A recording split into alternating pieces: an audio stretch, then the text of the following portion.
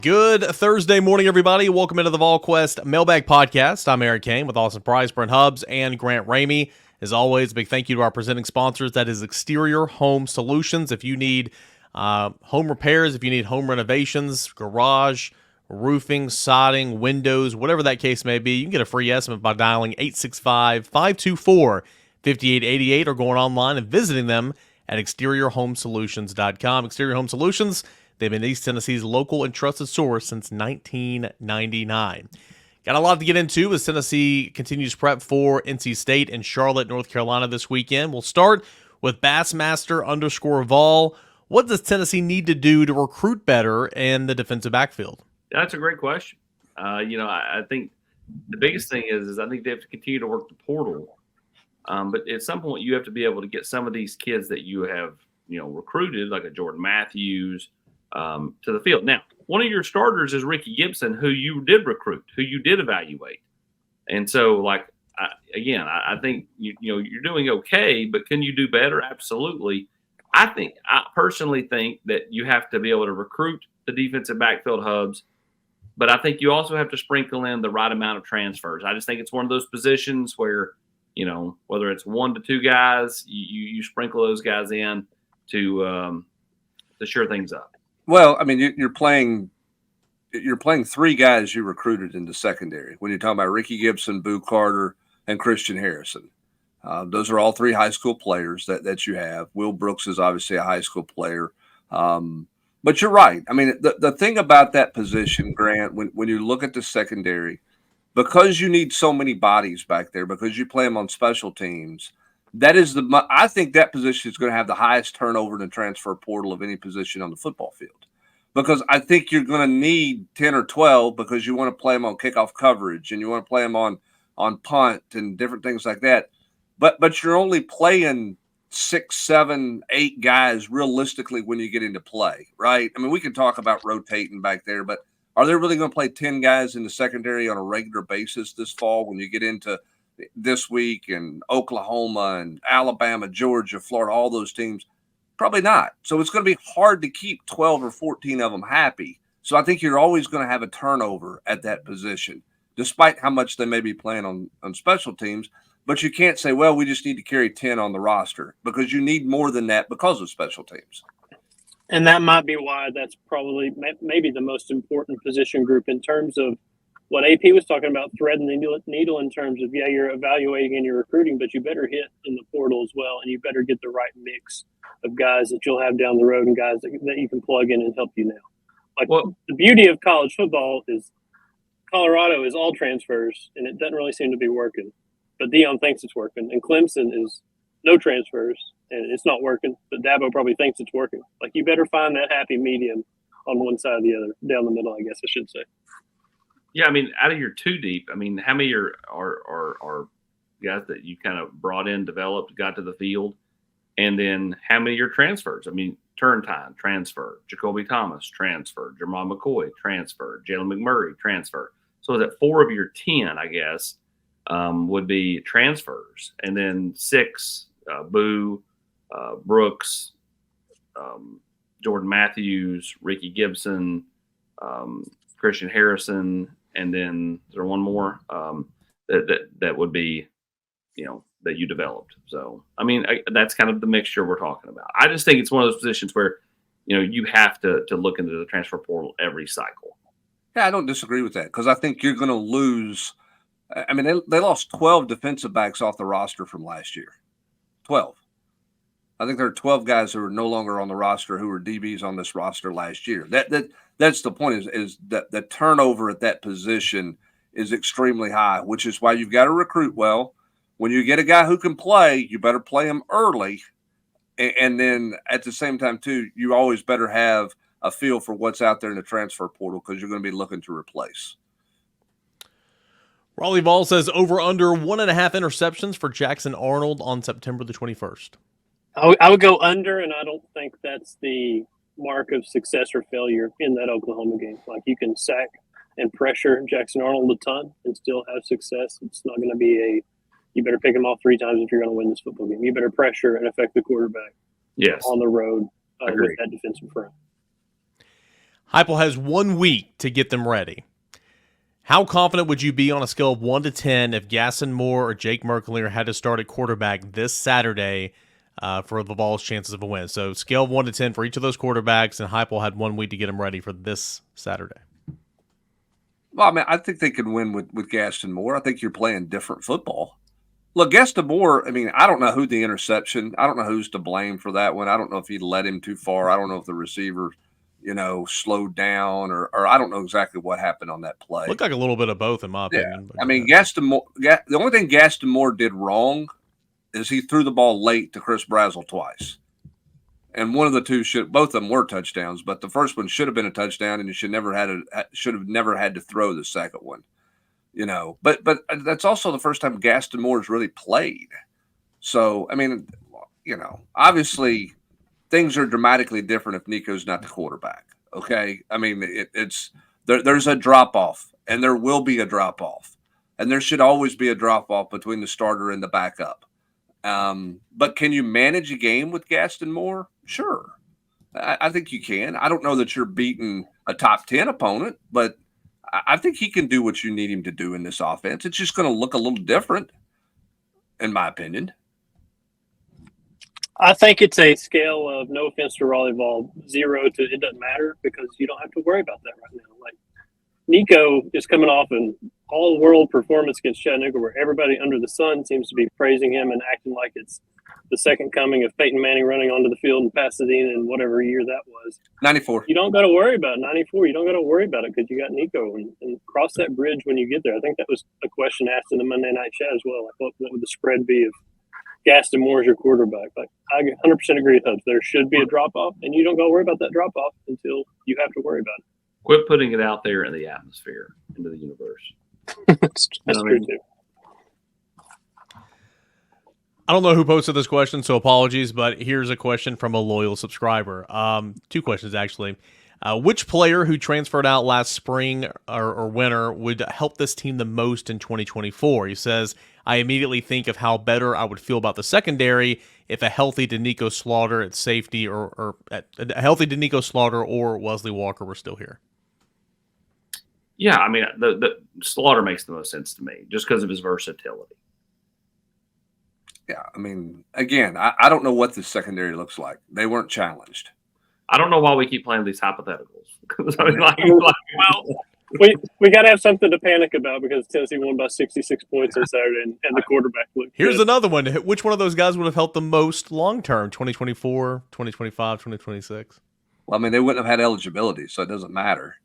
I mean, Nico Slaughter couldn't be here. Wesley Walker couldn't be here in 20. I mean, that's like saying what would Cooper Mays look like in 26? What would this offense be like with Cooper Mays in 26? He's not going to be here. Those guys would be out. I mean, listen, this is the roster you have, okay, and this is go play with it. I mean, it's a roster that's good enough to go give you a chance to go to the college football playoff. And you could play. What if this guy would have stayed? That guy would have stayed. Well, if all those defensive backs would have stayed, Jamon McCoy wouldn't have been here. He wouldn't be here. Right? Why would you come transfer here? Why would you go take a transfer if you bring back all those defensive backs that were on your roster a year ago? And you like Jamon McCoy. You might like him better than any of the defensive backs you had on your roster that left. I mean, it's just the question on this same podcast last year was, why won't they play any other defensive backs? I mean, exactly. I mean, y'all need to calm down. See, you see this right here? This is the circle of Hubs' patience. Current Volquesters here. No, I mean, you're here. Now you're right here. I mean, I get it. It's just, it's one of those deals where you are who you are, right? I mean, how much better would the pitching staff have been with Chase Burns last year at Kane?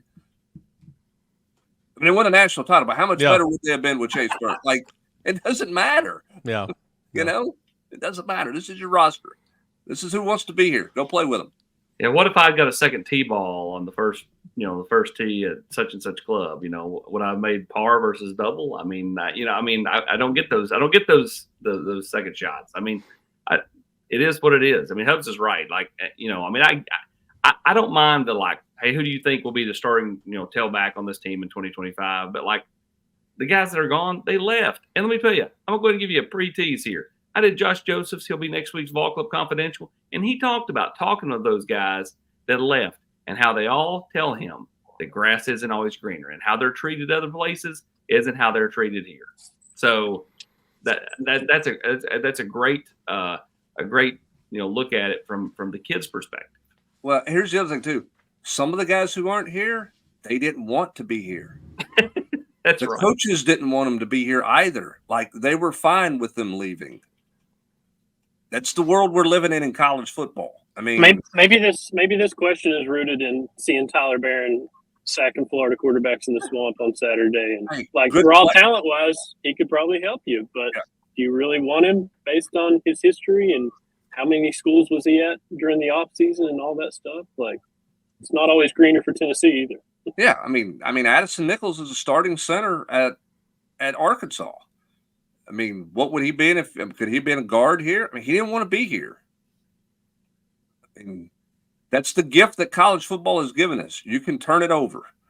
And as Grant said in the beginning, if you turn it over the wrong direction, Florida State, you're not very good. If you don't turn it over at all, you struggle, Clemson. You got to find the happy medium. I think Tennessee's roster management is as good as anybody in the country's been, and so that's where they are. Yeah, complete sidebar. I mean, just compare the pitching from last season to this year. The starting pitching. Oh my goodness, this team won a national championship. Guess what? If he's Awesome. Here, then you don't get the Xander Secret story. I know, and Xander was incredible, right? I mean, more story than anything Chase Burns could have done. And like when I said that statement, I wasn't even really thinking about Xander because in my mind, Xander's like a Tennessee legend now. But you're right. I mean, Xander was not that this time last year, but also like Tennessee had an opener on Friday. Like, who does an opener on Friday night? Nobody. Well, Tennessee won a natty doing it. This isn't a mailbag pod. It's the butterfly effect pod, the sliding doors pod. Yeah. Sorry. Sam Smith 2233 says, he asks, how does Tennessee match up with NC State's pass rush? Do the Wolfpack have anyone that worries you rushing the passer?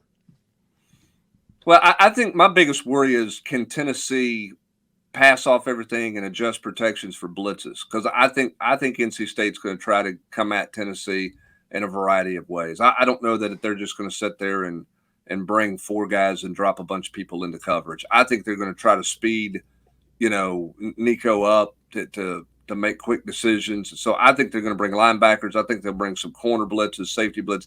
Typically, they're an aggressive defense anyway. So I think my bigger concern is just, do they pick up everybody or do they turn somebody loose? That's what you're trying to avoid, is just turning people loose. Because I think, unlike Chattanooga, who played a lot of coverage, let's keep the ball in front of us a little bit, I think NC State's going to be much more aggressive this week. And if they do turn it loose, if they turn them loose because Tennessee's caught them in a full blitz and they hit the little dump screen pass to six. And it's always said since Saturday, it's Chattanooga. The success that Nico had was not from him sitting back there and just patting the ball, waiting for somebody to get open. It was get the snap, get the ball out. Somebody's there. He puts it where it needs to be. Like, they're not going to – it's Chattanooga. They're not going to have a great pass rush, but it's not like he was just sitting back there all day waiting around. He was getting the ball, and he was getting it down there. That's a good point. NC State does not bring back a heralded pass rusher from a season ago. Nobody went off in game one. But I do think the nature of their scheme, as Brent said, very aggressive. And that kind of leads us into the next question here from MuriVol. Please elaborate a bit on what you think of NC State's 3-3-5 defense, how that might challenge Tennessee when they meet up on Saturday. I mean, yeah, the stack. I mean, every defense in America is multiple right now. So, yeah, the stack can be your base, but you've got to you're not rushing with three continuously. You're that fourth man's coming from somewhere. Okay, that's the nature of the stack. So whether you walk up somebody on the edge or you bring somebody from the second level, that fourth guy is coming somewhere. If not, then Tennessee will run right down their throat and run for 200 yards. Well, and listen, I don't think NC State plays it as well as what Missouri did last year, but Missouri played a little 3-3-5 last year with an overhang linebacker, and that's a scheme that Tennessee's, had some issues with from time to time. That's why I think quarterback run could be a factor in this game. And Austin, I think the RPO game is really big. I think when you go back to last year, and I'm not picking on Joe, but I think Joe played as poorly in the Missouri game as he did Texas A&M when his numbers were bad against Texas A&M. I don't think he saw or read the field very well. Tennessee's got answers. They've got beaters, so to speak, for some of that stuff that they do with those 3-man fronts when they walk a linebacker up into a 4-man or they leave that guy out there in space. Tennessee's got to execute it better than they did a year ago against that 3-man front that Missouri, really throttled Tennessee with last season. Yeah, I think this game comes back down to processing, for the quarterbacks, which goes to your point. Be able to process, read things, make the right read. Nico's not going to be perfect. He's going to make mistakes. Sure. Again, last week is a great indication of what he's going to be. It's also a little bit of fool's gold that he's just going to just be unbelievable every game, right? He's going to make mistakes. But the point is he's going to make plays that they couldn't make a year ago. And, I think that's, goes back to why this offense will look a lot more like 22 than it did 23. Yeah, and going back to what you said earlier about just the movement and everything, the nature of a 3-stack, those defensive linemen are slanting almost every single play, so there's going to be a lot of movement up there. How does the offensive line process it, pass things off? How does Nico do all that? I'll be intrigued to see. Another question here from the poster, what would be your definition of success for Tennessee coming out of that game Saturday night? A win, right? Score more points than the other team. I don't want to dumb it down too much, but again, it's a win. I was on another podcast earlier this week, and they were talking about Michigan, Texas, and how if Texas doesn't go on the road to Ann Arbor to beat Michigan by 10 points or more, that's not a good look for Texas. Are you kidding me? This is still college football. Home field advantage means something. I know this is neutral site here, but just go get the win, right? Agreed. Now, I just don't think it's any indication at all. Because I had a few people text me or call me and say, we'll get a real feel with what happened Saturday. And I was like, with what we're going to be, right? And I said, I don't think Tennessee has to win the game by some drastic number to think Tennessee's going to be good. Tennessee barely beat a third-string quarterback at Pittsburgh 2 years ago. Yep. And then 2 weeks later, just boat raced LSU in Baton Rouge, beat Alabama at home. You know what I'm saying? I think just win the game and move on. And if you win by 30, you win by 30. And if you win by 1, you win by 1. I think ultimately you just got to win. Yeah, no doubt. And of course, you want to stay healthy, but again, football's a contact sport. Don't let RaleighVol has to be upright. Yeah, keep Nico upright for sure. Yeah, no doubt. MagaVol says, AB, can you give us a rundown of the 2026 board of names that the staff really likes? Obviously they got Faison Brandon already in the boat, but they love Kendra Harrison. They love to, listen, they're set at tight end with Carson Sneed. If Kendra Harrison wants to come, Tennessee isn't turning away the number 10 player in the country. And they did a nice job recruiting him early on. Leo Delaney is one that they love in the state of North Carolina. Smoke Matthews in North Carolina. Brody Keefe, the Dunham kid, all kids that are right there in that Charlotte area. In state, Craig Tudd at Oakland is one that they like a lot. The best player in the state, though, is Tyreek King. And it's not close. The kid's fantastic. Honestly, Kelsey Pope's been singing the praises of Tyreek King for 2+ years. He saw this when he first got to high school. And, they've been on him, and Tennessee is in a great spot there. He's at Texas A&M, I think, this weekend, but I'd expect him to be over at Neyland for a game here soon. And then they'll continue to work the state of Georgia, as Tennessee will always be in the Peach State, trying to bring a few kids back here. Thoughts on Charles House? How is he one of the few over Heupel's tenure who picked us straight up over Georgia and Alabama, but is ranked at the bottom of our commit list? I don't know if that adds up. Well, you go back to Tyrion Ingram Dawkins, back when Pruitt was here, was a lower ranked kid. And then, Georgia wanted him, Alabama wanted him, South Carolina wanted him when Muschamp, who's obviously a good defensive mind, was there. And so I don't get too caught up in the rankings of a kid. Let his senior season play out, and if he plays well, he'll have a chance to move up. BigVolApp wants to know, says, can you guys discuss how coaches choose to rotate players? What is preferred, rotating an entire second unit or mixing in some players to run with the first team guys, for example? Brent, I think it depends on the game, obviously, but more times than not, you're rotating in, putting Jackson Lampley in there at guard, Dane Davis at right tackle, defensive line's different because you can do line shifts there, but Jakobe Thomas at safety with Turrentine, it's more plug and play, not let's take this unit out and put this unit in. Yeah, I mean, you're not hockey line changing. I mean, you are on the defensive line when guys are gassed. You might rotate in 3 or 4 guys there, but you're not going to make wholesale change at linebacker. I mean, you're going to play T-Lander some, as a third linebacker. When you get Caleb Perry in there, but he may be in there. Perry may be in there with Peely, and it may be Carter and T-Lander. And you mix and match there. So.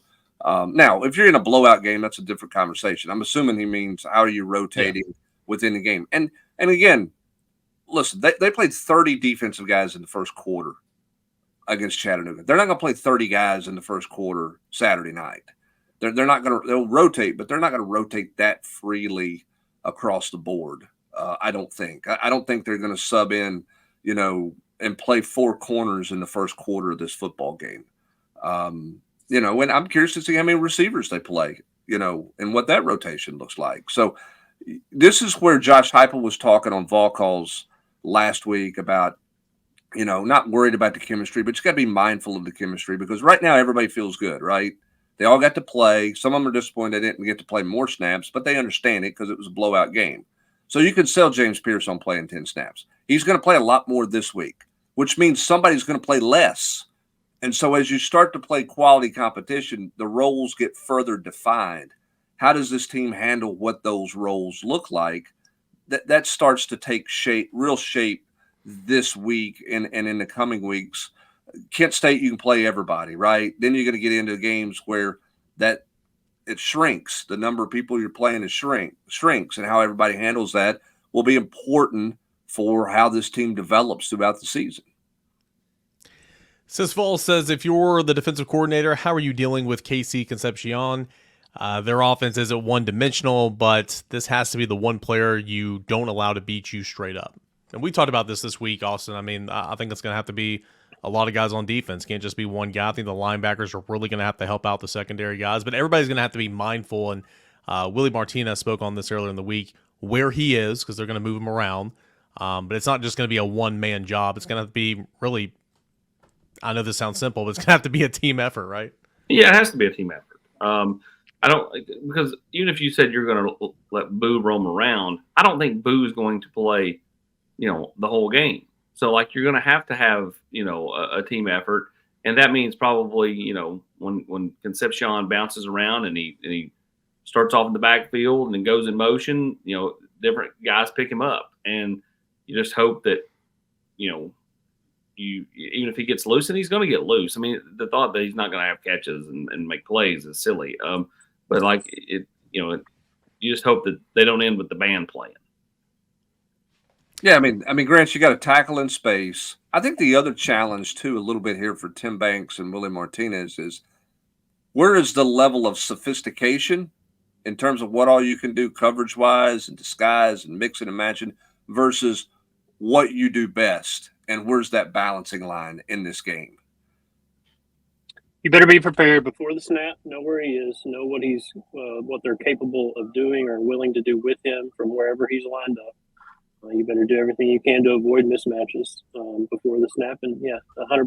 You better tackle the guy. That's one that people probably aren't going to talk about a bunch, but you better make a tackle there because that dude in open space is going to be a problem.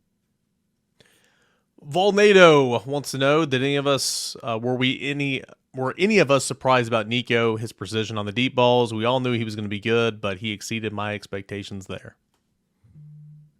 I always thought he was going to have a good touch. I wasn't fazed by it. I thought I'd heard everything that everybody said about him, but for him to come out there and just throw some laser beams like he did, that first one that went right over the linebacker, right to whoever that was, Brazel, I think, over the middle, the Dante Thornton touchdown on the next pass where it was right there in stride. That deep ball, you go back and watch that deep ball, that thing's 45 yards in the air, but it's not like it's lofted up and Dante just runs under it. That thing's got some zip on it. I mean, it's kind of on a rope. And for him to put it where he did, in stride on Dante's hands, I mean, that's pretty incredible regardless of the opponent, regardless of the situation. Your receivers can be open and you can miss them. And for him to sit back there and just kind of flick the wrist and throw those laser beams that he threw was pretty eye-opening for me, even though I've heard all the stuff that everybody said going into it. Yeah, I think he was better than I thought, Eric. I mean, when you sit there and look at it, you go, he really made one poor throw. He threw a ball in the dirt to Chaz Nimrod on the drive before the 2-minute drive.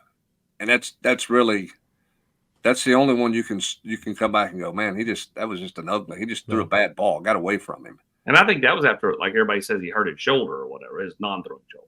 So when you wonder if like it was bothering him, the mechanics were. I don't know, but I mean that's the only one that you sit back and go, man, that was a bad ball. The rest of them were not bad balls. I mean, so he was better. I thought he would be good. He was better than I thought. Hitting Thornton in stride down that sideline to the boundary with a safety coming over the top, and obviously Thornton beat the corner. That was a good throw.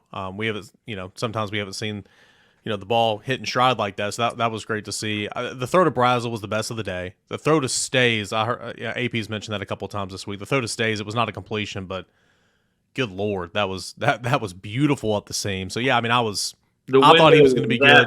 Was that big? Yeah, he was a circle now. His precision was better than I expected for sure. Go Vols 93. What do you think the wide receiver rotation is going to look like against NC State? Will it go back to the same three guys all game? What do you expect to see in the rotation?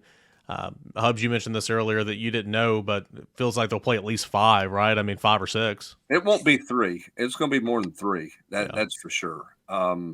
Now, I mean, does Caleb Webb get a lot of run in this game? I don't know, right? I mean, I don't know if it's going to be – is it going to be 5 guys? Is it going to be 6 or 7 guys? I mean, where does it go? I mean, is Mike Matthews to go? If he is, where does he factor into the equation? So we'll see. But it's definitely going to be more than 3. All you had to do, Grant, was listen to Kelsey Pope yesterday. He's playing more than 3 guys because he knows when he's got in his room. And if it is any number greater than 3, then it's a rotation, and hey, we get to actually see it against a team that's not Chattanooga. But yeah, like right now, Webb would be that 6. Then probably right now, Mike Matthews would be that 7. So that's with Dante Thornton and Chaz Nimrod being the 4 and the 5 to Brazel, Squirrel, and Brew. Embarrassment of riches there at wide receiver here in the early going. David Key fan says, have you gotten a chance to go back and watch any film of the centers after Mays from Saturday? If so, what are your thoughts on that? Satterwhite and Vyson Lang, what do you guys think? Well, I'm not going to watch that and know if he made every right step. I just think it was imperative and just a huge opportunity that Tennessee took full advantage of to get Satterwhite on the field, to get him some experience. How did he grade out? I don't know. I mean, you know what I'm saying? I don't know how well Cooper Mays played. I have no business trying to talk, fundamentals and techniques of that position in any way. But for them to bench all their starters, put them all on the bench at the end of the first half, and turn it loose to those guys, starting with Satterwhite at center, was a job well done by this coaching staff, Grant Ramey, to take full advantage of the opportunity. So kudos to them. You act as though it's not happened before. Is this a new development to bench everybody? I was stunned. You want to talk about the run game? I was stunned. Yeah, I was stunned as well. But I agree 100%. You took advantage of the opportunity. It's 45-0 at halftime. It's 38-0. It felt like within the first 12 minutes of that game. What better opportunity were you going to have? Maybe in a couple weeks against Kent State. We'll see. But yeah, good on them for taking advantage of it, regardless of how they graded it out and what you thought. They got on the field. They played a whole half of football. Go from there. And Eric, they obviously think a lot of Satterwhite. But to play him early, they think that that's a guy that can be their center of the future. So they obviously think a lot of what he's gotten done. Yeah, 23 snaps, huge for him in that football game. And I want to ask you guys this before we move on. Do we think situations would change it? If something were to happen to Cooper, obviously Dane Davis would be getting some reps at center, in practice and everything. But is he the chosen one to be the backup center right now, William Satterwhite, or do you still think Dane Davis would have a big hand in that conversation? I think it just depends on. Are you talking this week? Are you talking 3 weeks from now? Are you talking? Because 2 weeks ago it didn't matter; it was going to be Dane Davis, right? But I think that might have changed some. I mean, I think it's one of those deals. How much further how far along is Satterwhite in his development? What do you think he is? What does it look like today versus a month from now? I think that's I think that's an unanswered question that depends on the development at that position of Satterwhite as he continues to learn this offense. He's obviously done a great job of it in a short period of time to put him in a position to go and to play early. We got plenty more questions we're going to get into, but first, let's get a word from our friends over at Exterior Home Solutions. Hey, Sterling, man, come on, we got a roof to replace. Let's go, baby. It's game time. Let's go. Hey, Sterling, you ready to go to the top? Man, I can't believe you guys been doing this for 25 years. Oh, baby. Now, this is what I call a rooftop party. We have 25 years experience in roofing and exterior renovations, and we're backed by the best. Are you ready to get your rooftop party started? Give us a call, 865-524-5888. AP, why aren't you dancing anymore, man? There you go. How many years they been doing it, AP? Since 1999. You got to say it like baby. 25 years. You got to say it like that. 25 years. 865-524-5888. That is Exterior Home Solutions. BigOrangeBanjo. How dire is the situation at safety? If there's another major injury, will Christian Harrison or Boo Carter have to move to safety? Any of the freshmen getting reps at safety right now? Tell us about safety. Everything. Everything Chicken Little, buddy. Everything is here's the thing. And I get where these questions come from, because you look at receiver and you go, there's an embarrassment of riches.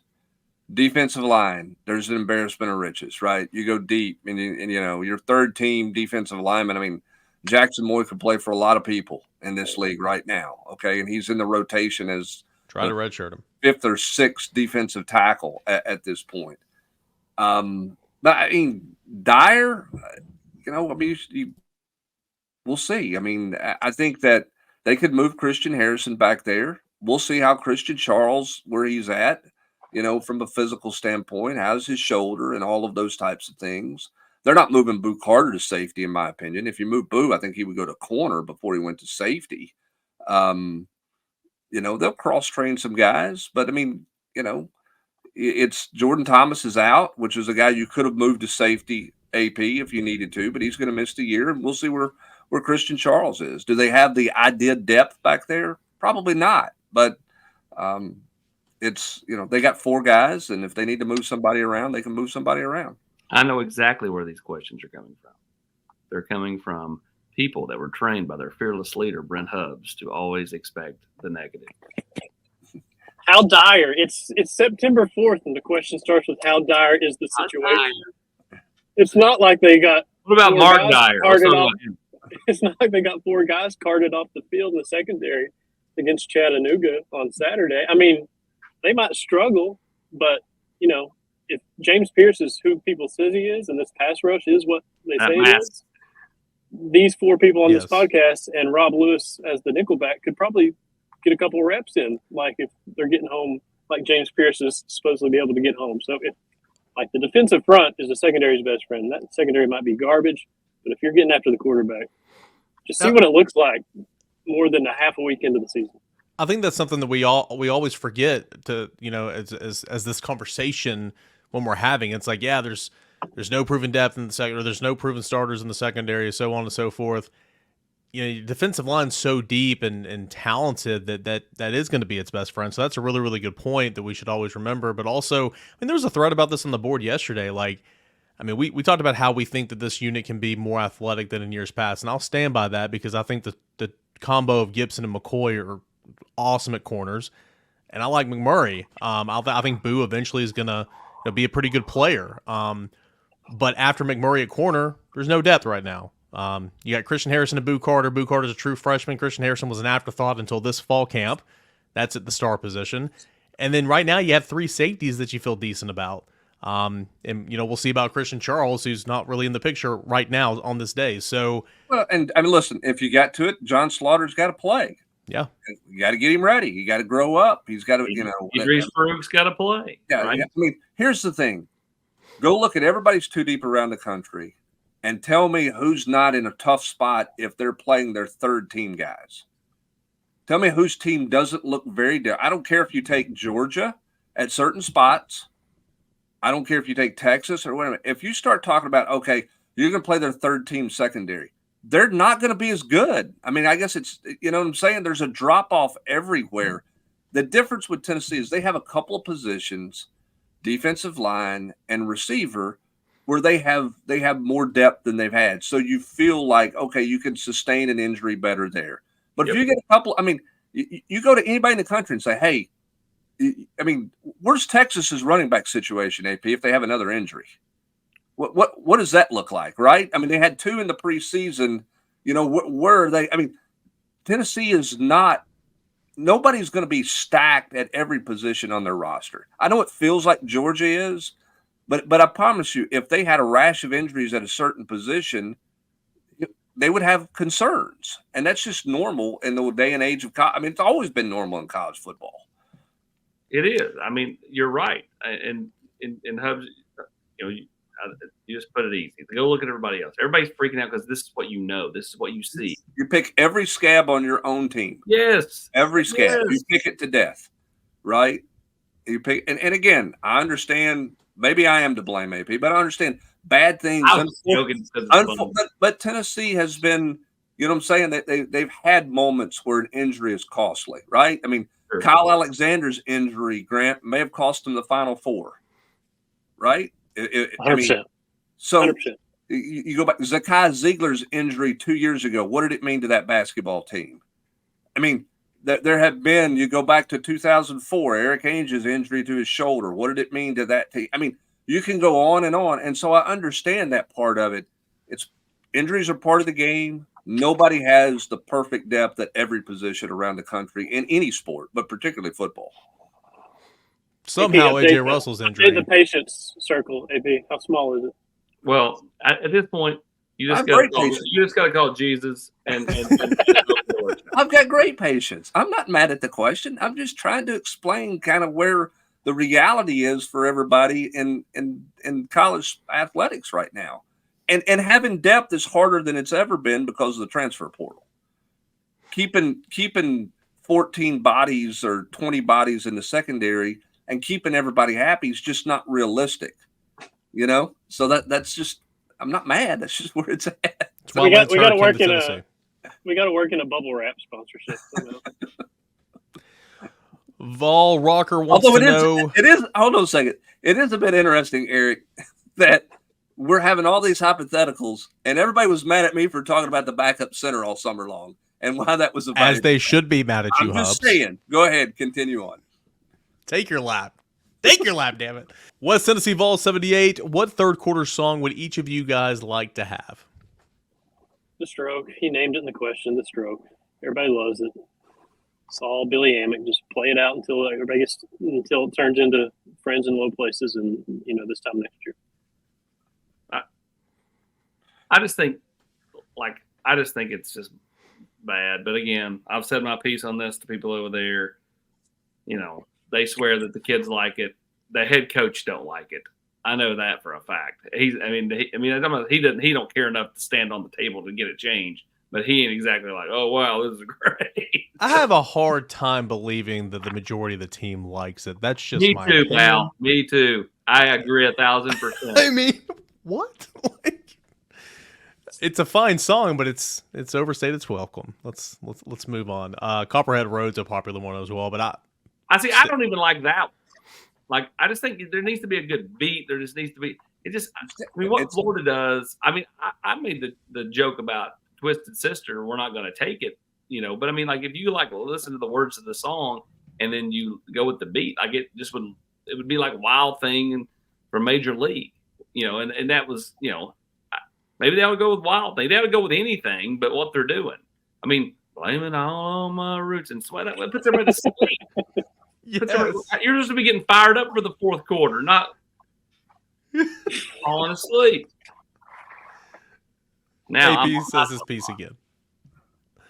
I say stay with the hot hand with the Stroke. I think is perfect right now. I agree. That's fine too. Yeah. People know what to do when you're getting fan participation. Yes. And they already know what to do. It goes a long way. Mm-hmm. Absolutely. I'll say this: and I'm not defending it or anything. I mean, there is fan participation in Friends in Low Places. They sing along. I mean, because everybody knows the song. They should know the song by now. Well, everybody knows that. But I mean, you're talking about fan participation. I mean, how many people are gonna to sing to some heavy metal rock song by Twisted Sister? No, I'm not saying it has to be that. I'm saying well, here's what I'm saying. Do you want it to be a hype song or do you want it to be a sing along? I won't back down at Florida State. Or Florida is a sing along song. I mean, that's not a hype song. That's a sing along, and there's a tie there because it's Tom Petty. You got to make, do you want it to be jump around like Wisconsin, a hype thing, or do you want it to be a sing along? Dixieland Delight Participation. It depends on what you want. I think you can have both. There are songs that offer both. Gaterdawg, who will we be talking about next week? Not named Nico, leaving NC State game. Who are we going to be talking about? Chris Brazel. Quit trying to jump in there and beat me. Chris Brazel. Dylan Brand, who are you going to Sampson. be talking about? Dylan Sampson. Bold take. I want to be talking about James Pierce. It's not That a would be bold good take. too. Not gonna That'd be be really bold good. take. I tried to say it was a bold take on the other podcast this week. AP, Athrun's got a couple of questions. Wait, hold on. AP, you're not participating in this question? I did. I said Chris Brazel. I'll beat you to it. I didn't hear you. Check the tape. Can't confirm, Hubs. Can't confirm. Which new player, not named Nico, had the expectations unfairly raised after UT's win against Chattanooga? Dante Thornton. He's not a new player, but outside Dante Thornton versus slot receiver Dante Thornton versus before injury, settling in 2023, whatever, post-injury, the offseason mindset, confidence, all that stuff that Kelsey Pope talks about. He's probably not going to catch 24 touchdowns in the regular season and go for 1,200 yards, but he looked really good, and I think the expectations are raised. He I'll won't go go Max 3 Gilbert. receptions over 100 yards, 2 touchdowns, but he could be the big play threat, Hubs. What'd you say, AP? I said Max Gilbert. I mean, 2 for 2, and he boomed both of those things. I would go Grant and Dante Thornton.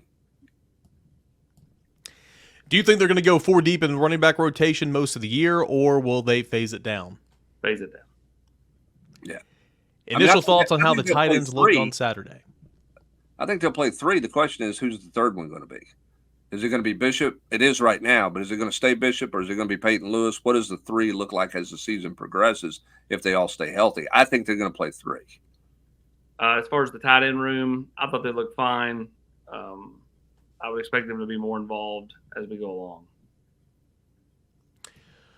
James_Go Vols says, with the Florida in its current state of demise, how did Tennessee come out of it on its own? What were some of the factors that led to it, and how did the current leadership and Boyd, Plowman, White bring us back to the land of prosperity? Well, I mean, I think that it's a commitment to winning from the top. Of everybody's on the same page. The chancellor's competitive; she wants to win. Randy Boyd's a successful businessman who wants to win in athletics. Those are important. Tennessee's NIL situation was far superior to where Florida was. At one point, Florida had like 3 or 4 collectives trying to do business. Tennessee was funneled into one collective running things that way, which helped with roster management. And they hired a football coach who's, got a proven track record of success. And he had success in this league as an offensive coordinator, and he had some success at UCF, obviously. Florida's facilities aren't where they need to be, and I don't think their organization's where it should be. And I think that's all those things have worked against you. But I do think And you also got Hendon Hooker, okay? I mean, getting Hendon Hooker, which I know, I didn't mean to interrupt you, AP. I know Josh Heupel didn't do that, but the marriage of Hendon Hooker in this system sped everything up by multiple years. I mean, we would not be talking about Tennessee in this shape if Hendon Hooker hadn't been here and it had been, Joe Milton and a backup for 2 years. Grant, I think that part of it can't be oversold in terms of significance. And I was going to say, Grant, let's face it, if the current situation was what it was back then in 21, Hendon Hooker probably leaves when he knows Joe Milton's not going to be Joe Milton's going to be the starter, because you can't, right? Like, you can bolt. Like, if that all happens right now, does Hendon stick around, or does he go say, I'm going back to, Duke, North Carolina State, whatever, he was forced to stick around at that point in time. Yeah. And the new rule might say that he would be forced to stick around again, but under the current situation, you can leave after spring. We'll see if that goes through. But Grant, I just think that's a significant deal. Yeah, I mean, the simple answer is you made a big boy hire with your AD. He hired a good football coach who inherited the perfect quarterback unknowingly in Hendon Hooker, and it turned into explosive offense right off the bat. And explosive offense sells tickets, and you get people excited about a product, and you see it kind of developing on the field. Then people are going to support it, and it's gone from what it was in 2020 to 11 wins in 2022, and whatever it is, 14 straight home sellouts at this point, and 2 years with season tickets sold out, and all this excitement, all this stuff. And it just happens to coincide with the era of where the money in college football moves on top of the table instead of under the table. And you can raise your own money and you can pay stuff. And like you said, they had their stuff orchestrated and organized, and they did it well. But you hired a big boy AD who hired the right football coach who got the perfect quarterback, and it's gone from there.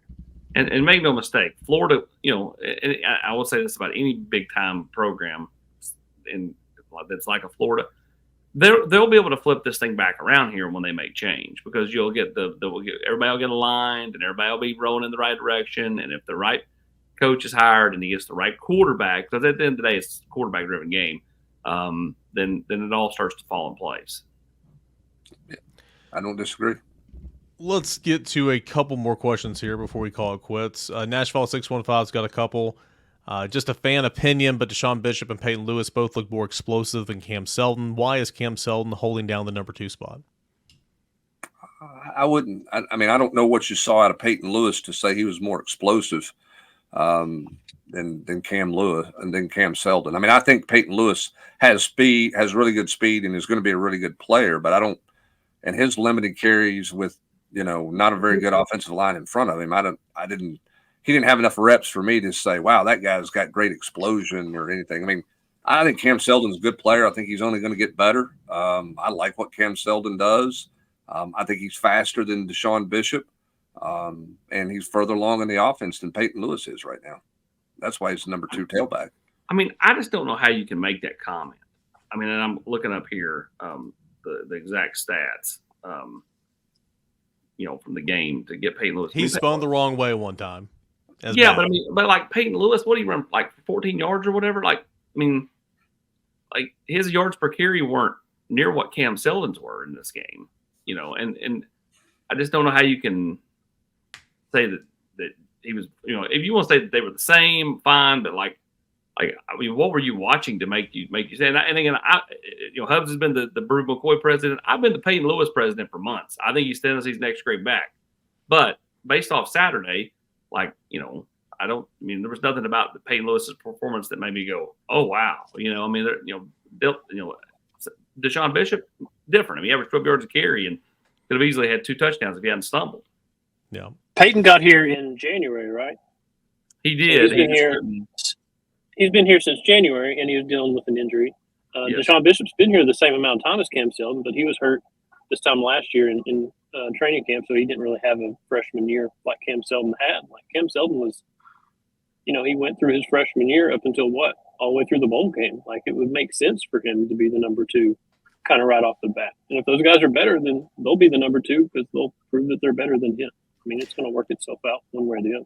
Versus NC State, are you more concerned about the play of our offensive tackles or safeties? I think that's an easy answer. It's safeties, right? Yes. Yeah.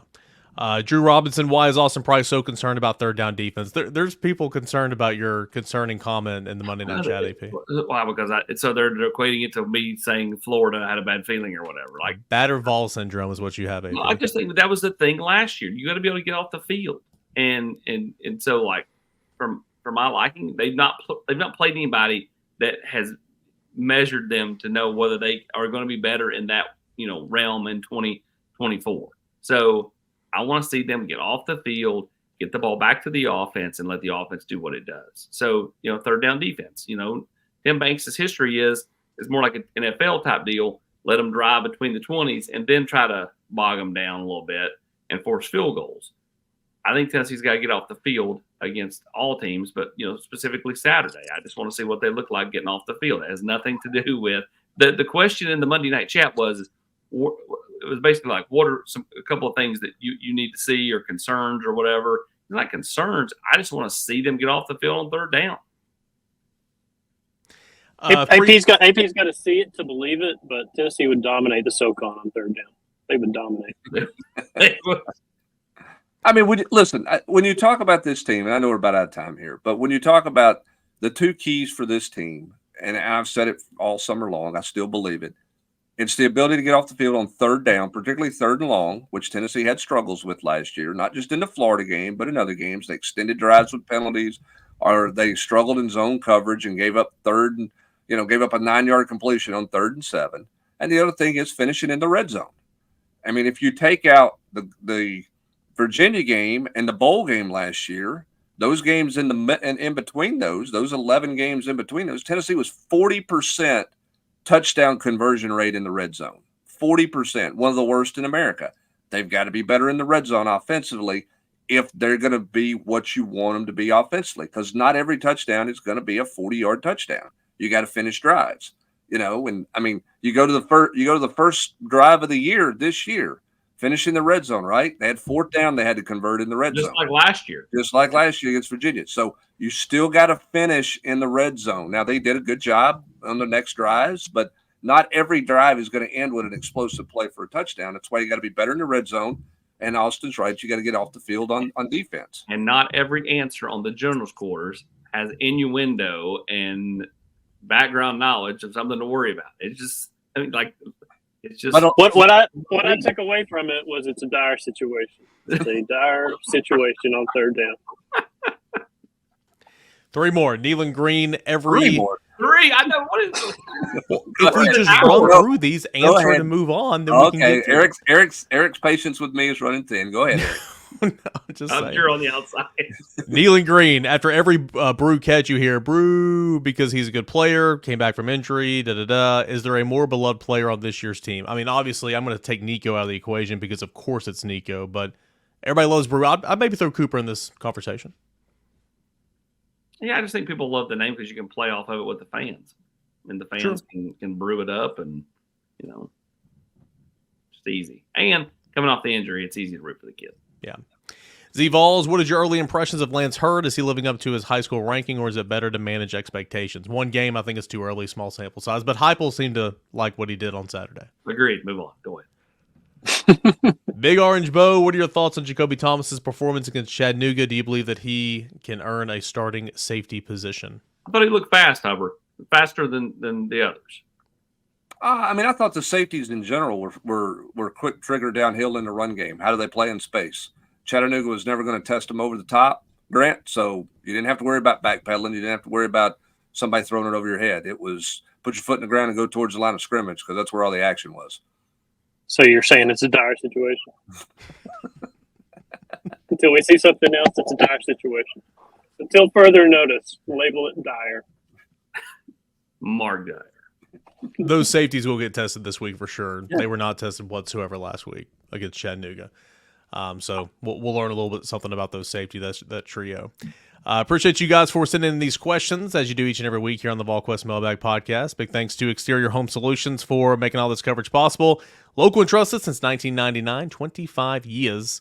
If you need repair on the home, renovations, window siding, garage, whatever the case may be, contact Exterior Home Solutions today, 865-524-5888, and online at exteriorhomesolutions.com. Got an awesome deal going on right now, Brent Hubbs. We got 50% off annual subscriptions with the promo code GOVOLS, and that's now until kickoff. Big game week, big deal here, plenty of coverage. We got a lot of recruiting coverage as well coming up this week at Volquest.com. Yep, North Carolina is important in recruiting. We're going to cover North Carolina for you this weekend for sure, and obviously cover a first big test for Tennessee on the road in a neutral site game as this thing really gets kicked off moving forward. It's real football now, and we'll see exactly what we know about this team in week 2 that you can build off of or have concerns with or whatever heading into week 3 and week 4. Anything else, Grant? Next, let me know the next exterior homes solution commercial shoot. We're going to get Sterl's DJ booth on a roof with hubs behind it and the headphones on and the whole everything. Hubs on a roof is a dire situation. Depends on how slick the roof is and how steep. Awesome price, Brent Hubbs, Grant Ramey. I'm Eric Kane. Thanks as always for joining us here on the Volquest Mailbag Podcast.